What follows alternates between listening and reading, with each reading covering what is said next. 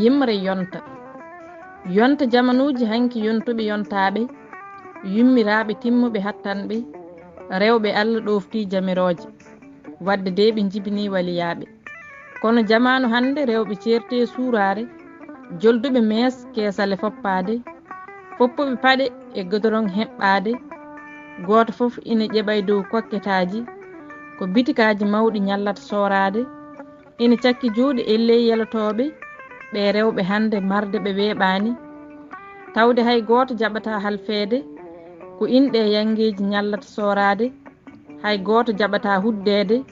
guddaaɗo fof heddoo e hiwtaade natta suudu wona e dugtaade wi ina haɗe banndum yettaade kono wona en ɗam ɓe ngoni e jokkoyde ko sabu yidde kettel ƴakkoyde ɓe rewɓe hande gonti waañooɓe joom en kaalisaaji raddooɓe sabu yidde jawkal e ɗaminaare rewɓe hande gonti tawyooɓe ko muurniiɓe ngona Allah rewyooɓe ko rendez-vous ji worɓe notoytooɓe wadde fergitaaɓe keewi e galleeji tigguuji koccaama e beddaaji ngokkon kon jollaa ko e kabinaaji ngokkon kon koccaa ko e mbalisaaji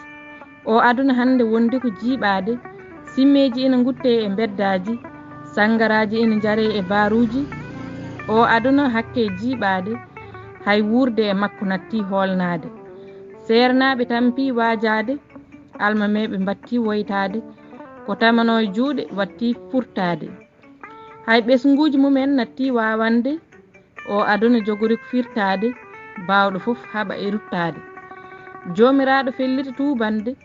goofi Allah harmina ruttaade sunna rasulu wona e gollaade mbele goofi gonen yaafaade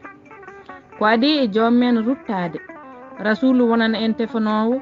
seek tijjaane dañen ɓattaade to nder alijannaaji gonin hoddiiɓe wona ganndo woni ɗo e waajaade ko human bindi woni ɗo e jangtaade jabbuwal pulaar mo tampa eeraade kala e fannu haa mbaawen ɓamtaade yo wuur pulaar ɓamto haalooɓe